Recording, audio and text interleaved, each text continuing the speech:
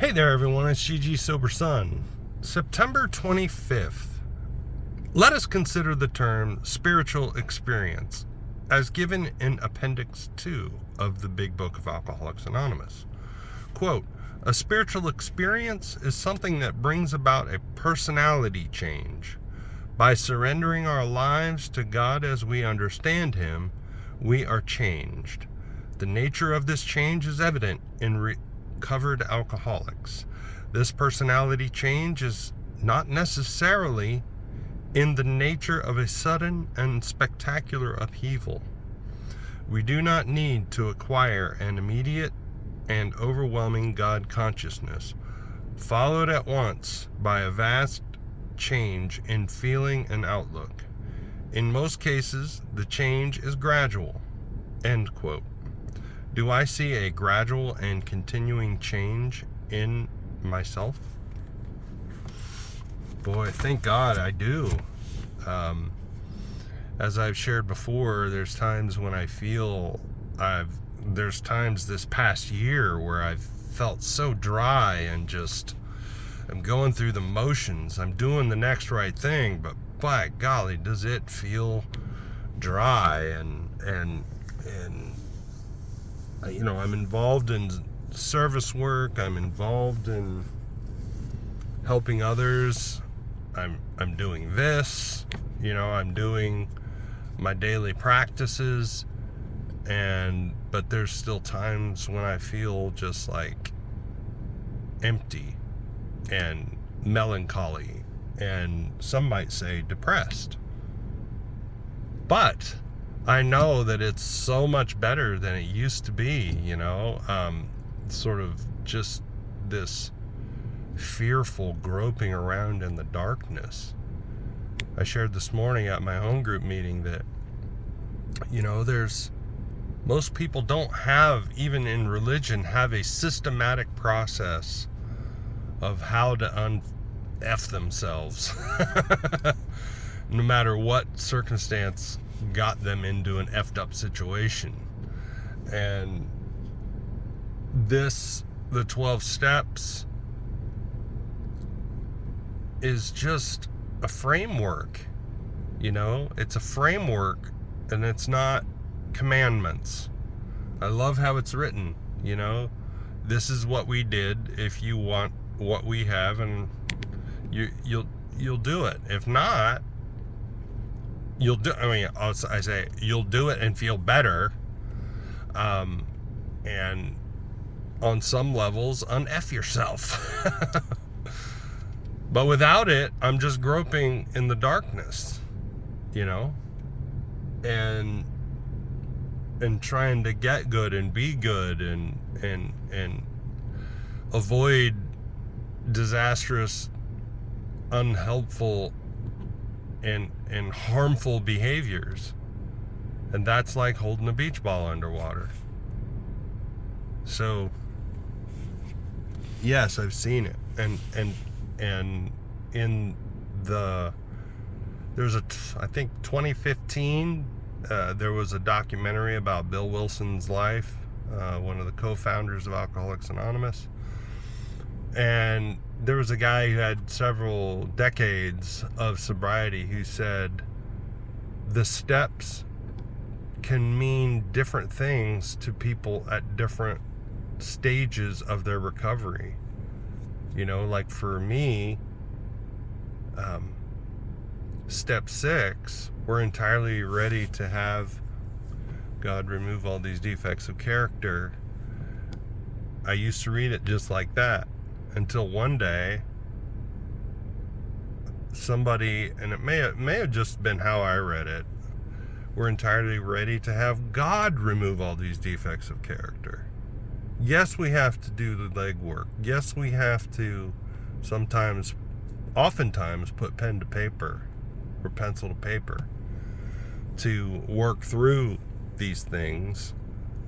And we have to be willing to move toward perfection. It's progress, not perfection, but we have to move toward perfection. Aim up, like I say at the end of every video. We have to be willing to do that. But primarily, we allow God to remove the defects of character. The 6-step prayer says, God, I'm now ready that you should have all of me, good and bad. Please remove from me every single defect of character that stands in the way of my usefulness to you and my fellows. And sometimes I'm not the one to decide what is good and bad. You know, sometimes, I can't think of an example, but sometimes maybe, you know, I had a buddy who said, my sponsor told me, you know, I used to think that cussing people out was a character defect and it was a bad part of me. And he said, until I met you, and you just need to be cussed out every now and then.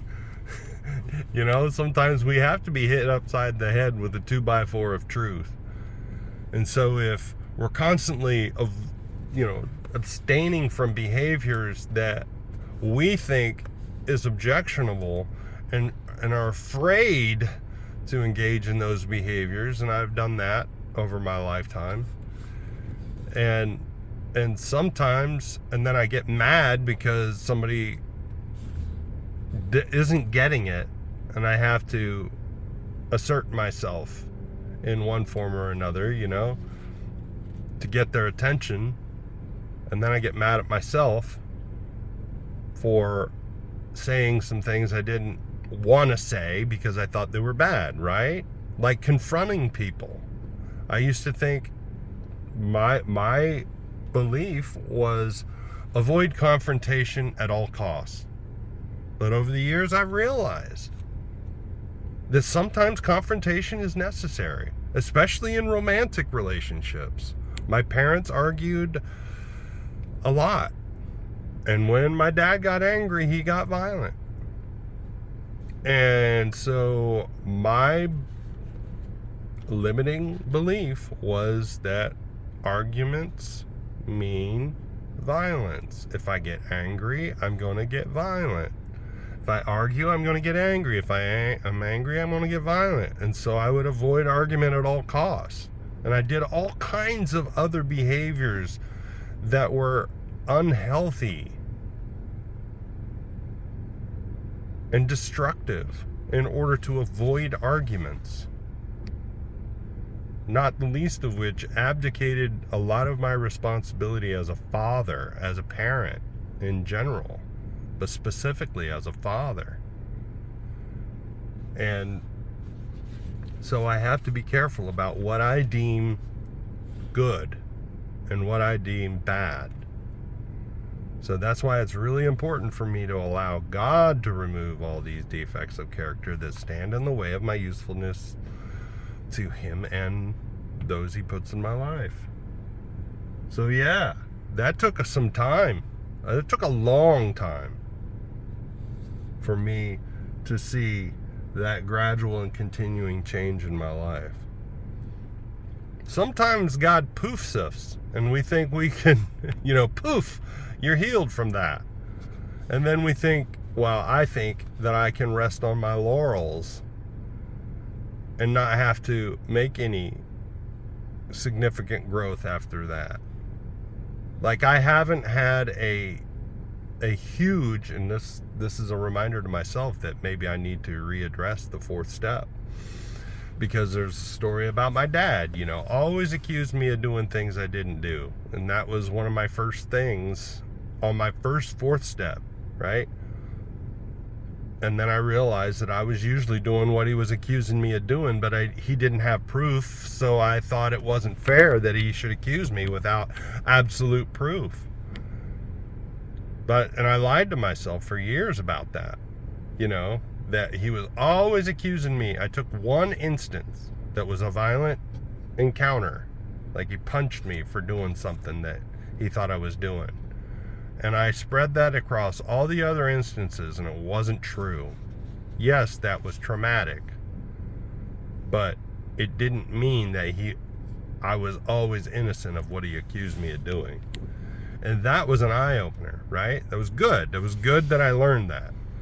But I've hung on to that one thing over the years, and really there's no other things that stand out that I accepted where I went wrong. So it's helpful for me. It would be helpful for me to do another fourth step.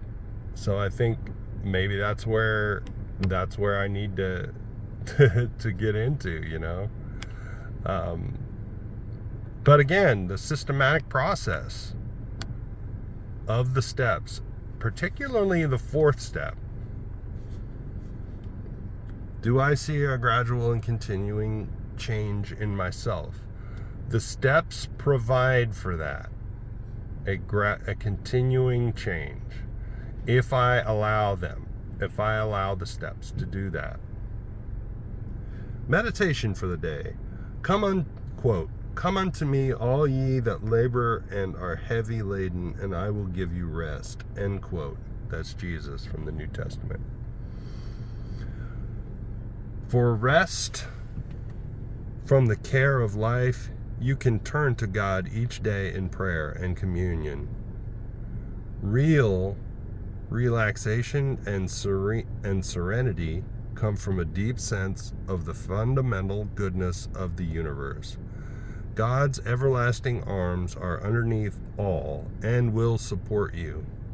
Commune with God, not so much for petitions to be granted as for the rest that comes from relying on His will and His purposes for your life. Be sure of God's strength. Be sure of God's strength available to you. Be conscious of His support.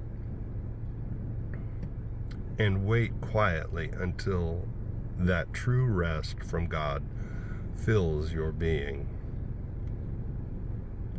Prayer for the day.